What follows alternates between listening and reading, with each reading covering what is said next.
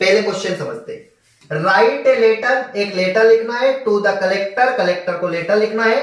Lack of facilities, अब lack का मतलब होता है कमी, लैक का मतलब होता है कमी।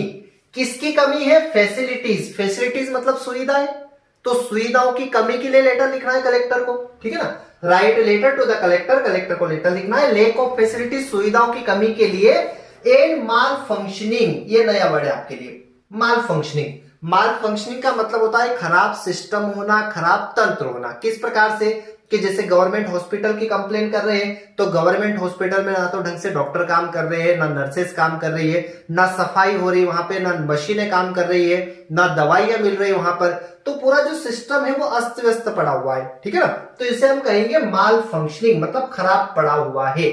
कहां का? In government hospital of your area, आपके एरिया के गवर्नमेंट हॉस्पिटल में। क्वेश्चन क्लियर है आप लोगों को? Write letter to the collector, collector को लेटर लिखना है कमी के, है ना, फैसिलिटी की कमी के लिए, है ना, लैक ऑफ फैसिलिटीज मतलब सुविधाओं की कमी के लिए, और खराब सिस्टम के लिए, खराब तंत्र के लिए। इन government hospital of your area, आपके एरिया के गवर्नमेंट हॉस्पिटल में। क्वेश्चन क्लियर है? अब वही कोचिंग के एड्रेस के लिए क्या लिख दोगे? जो पेपर में एड्रेस देगा वो लिख देंगे। जिस दिन अपना पेपर है उस दिन की यहाँ डेट आ जाएगी। किसको लिख रहे हैं यहाँ पे? कलेक्टर को लिख रहे हैं। ये रहा write letter to the collector, तो यहाँ पे एक टू आ जाएगा, ये टू यहाँ लगा नहीं है, लगा लेना आप टू ऊपर जस्ट करके। तो ये हो जाएगा to the district collector Ujjain, है ना। यहाँ पे जो भी एड्रेस में जो शहर देगा वो शहर यहाँ पे आ जाएगा। जैसे मान लिया जाए कि उज्जैन एड्रेस में अपने को ग्वालियर दे दिया, तो फिर मैं ग्वालियर के ही कलेक्टर को लिखूंगा। ये तो मालूम पड़ेगा, ऊपर तो ग्वालियर दे दिया और मैं उज्जैन के कलेक्टर को लिख रहा हूं, ठीक है ना। तो जो ऊपर एड्रेस में रहेगा वही नीचे भी आएगा।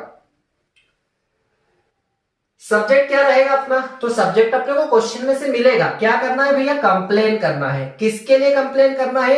अगेंस्ट, अगेंस्ट मतलब विरुद्ध या कि उसके खिलाफ। किसके खिलाफ या विरुद्ध? द लैक ऑफ फैसिलिटीज, ये दिया अपने को, सुविधाओं की कमी के लिए कंप्लेन करना है। एंड माल फंक्शनिंग, और खराब सिस्टम के लिए, of government hospital, government hospital के, ठीक है ना। तो ये अपने को क्वेश्चन में से मिलेगा सब्जेक्ट, इसमें बहुत ज्यादा याद करने की जरूरत नहीं। जो क्वेश्चन में दिया है वो यहाँ लिख देंगे कि कंप्लेन कर रहे हैं अपन किसके लिए? Against the lack of facility, सुविधाओं की कमी के लिए। एंड माल फंक्शनिंग के लिए, खराब सिस्टम के लिए, गवर्नमेंट हॉस्पिटल के, ठीक है ना। उसके बाद में फिर यहाँ पे सर या रेस्पेक्टेड सर, दोनों में से कोई भी कर सकते हैं, चाहे तो यहाँ पे हम रेस्पेक्टेड सर भी कर सकते हैं, ठीक है ना। अब क्या आ जाएगा? I want to draw your kind attention, ये इतना तो सारी लाइनों में रहेगा अधिकतर ऑफिशियल जो लेटर लिख रहे हैं। आई मतलब मैं, वॉन्ट मतलब चाहता हूं। I want to draw your kind attention, मैं आपका ध्यान लाना चाहता हूं। किसकी तरफ? To the lack of facilities, सुविधाओं की कमी की तरफ। एंड माल फंक्शनिंग, और खराब सिस्टम की तरफ। और government hospital Ujjain, government hospital Ujjain के। अगेन आई रिपीट, जो भी आप वहां पे एड्रेस में जो भी शहर रहेगा वो शहर यहां पे आ जाएगा। तो अगर अब ये दो लाइन हम देखें तो ये दो लाइन तो हम ऊपर से ही लिख देंगे, इसमें जो सब्जेक्ट दिया है वही लिख देंगे कि I want to draw your kind attention, मैं आपका ध्यान लाना चाहूंगा। फिर ये सब्जेक्ट आ गया किसकी तरफ? To the lack of facilities and malfunctioning, खराब है ना, लैक ऑफ फैसिलिटीज, सुविधाओं की कमी के लिए, और खराब तंत्र के लिए, गवर्नमेंट हॉस्पिटल उज्जैन के। तो ये तो अपने को सब्जेक्ट में ही मिल गया ये दो लाइन। तो याद कहां से करना है? यहां से। तो पहले एक बार हिंदी ट्रांसलेट कर लेते हैं, फिर इसको याद भी करवाता हूं। क्या लिखा है? The hospital has only one doctor. The hospital has मतलब हॉस्पिटल के पास है, हैज मतलब कोई चीज अपने पास होना।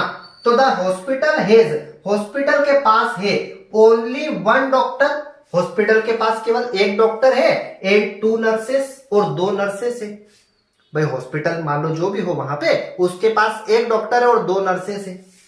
दे मतलब कौन? ये डॉक्टर और नर्सेस। दे कांट, कांट क्या है? ये कैन नॉट, कैन नॉट से बना कांट है ना। तो दे कैन नॉट या can't, they can't attend, way attend नहीं कर सकते। अटेंड मतलब जैसे डॉक्टर अटेंड कर दे ना पेशेंट को, तो वो अटेंड नहीं कर सकते। किसको? पेशेंट्स को। प्रॉपरली, अच्छे से, भाई अच्छे से अटेंड नहीं कर सकते, है ना, कि एक एक को अच्छे से उनको देखें, ऐसे अटेंड नहीं कर सकते।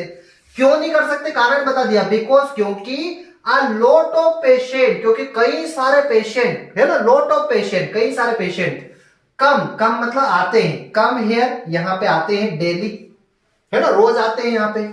क्यों आते हैं? फॉर द ट्रीटमेंट, ट्रीटमेंट के लिए आते हैं।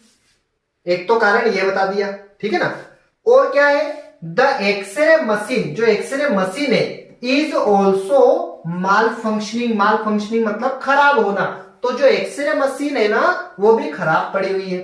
फिर और क्या है? देयर इज नो फैसिलिटी, कोई सुविधा नहीं है फॉर सोनोग्राफी, सोनोग्राफी की भी कोई सुविधा नहीं है। फिर और क्या दिक्कत है? तो नेसेसरी मेडिसिन्स, जो आवश्यक दवाइयां हैं, are also not available here, वो भी यहाँ पे अवेलेबल नहीं है, उपलब्ध नहीं है। और क्या दिक्कत है? तो बेड्स, बेड्स मतलब जो बेड रहते हैं ना जिन पे मरीज जो है वो लेटा रहता है, तो बेड्स एंड रूम्स, जो बेड और रूम है, आर नॉट क्लीन्ड डेली, वो भी रोज डेली क्लीन नहीं होते, है ना, रोज साफ नहीं होते। देयरफॉर, इसलिए I request to you sir, मैं आपसे रिक्वेस्ट करता हूं सर, काइंडली लुक, कृपया देखें, इनटू दिस मैटर, आप इस मामले में देखें। अब वो वाला पेरा अपन लिख सकते हैं इसमें पूरा, कौन सा वाला? जो फॉर्मेट में अपन ने किया है ना, ये पूरा सेकंड वाला पेरा अपन पूरा लिख सकते हैं चाहे तो।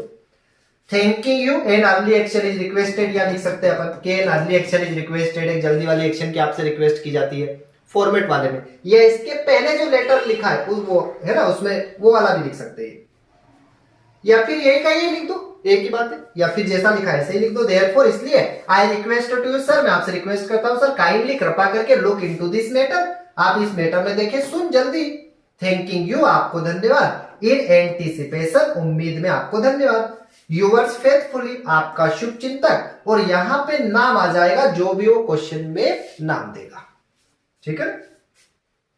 ये तो हो गया आपका अच्छे से इसका हिंदी ट्रांसलेशन, ठीक है। आप क्लियर है ना? क्या आ जाएगा? एड्रेस आ जाएगा, किसके लिए ये कंप्लेन करना है? सुविधाओं की कमी के लिए और खराब सिस्टम के लिए, खराब तंत्र के लिए, गवर्नमेंट हॉस्पिटल के लिए। तो यहां तक तो याद है, सब्जेक्ट तक तो है ना। फिर I want to draw your kind attention, मैं आपका ध्यान आना चाहूंगा to the lack of facilities, सुविधाओं की कमी के लिए और माल फंक्शनिंग के लिए, government hospital Ujjain, government hospital Ujjain की, ठीक है ना।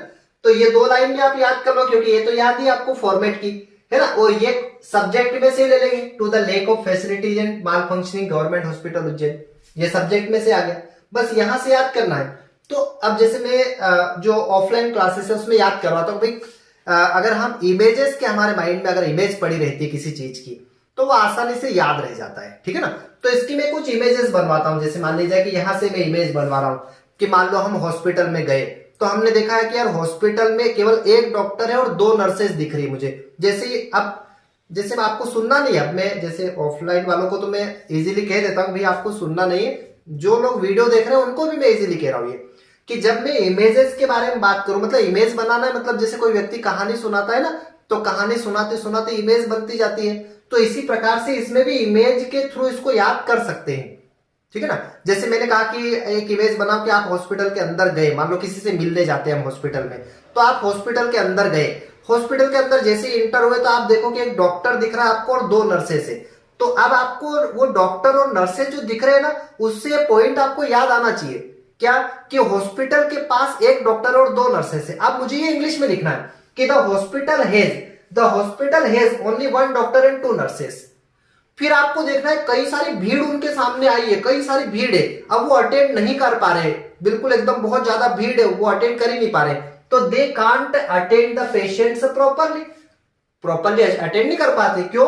Because lot of patient come here daily, क्योंकि कई सारे पेशेंट वहां पे आते हैं रोज फॉर द ट्रीटमेंट के लिए। मतलब अगर वो इमेज कहीं ना कहीं आपके माइंड में रहेगी तो आपका माइंड उस पॉइंट को पकड़ लेगा, है ना, उस पॉइंट को याद आ जाएगा, अच्छा ये आएगा, याद तो करना पड़ेगा हालांकि, है ना।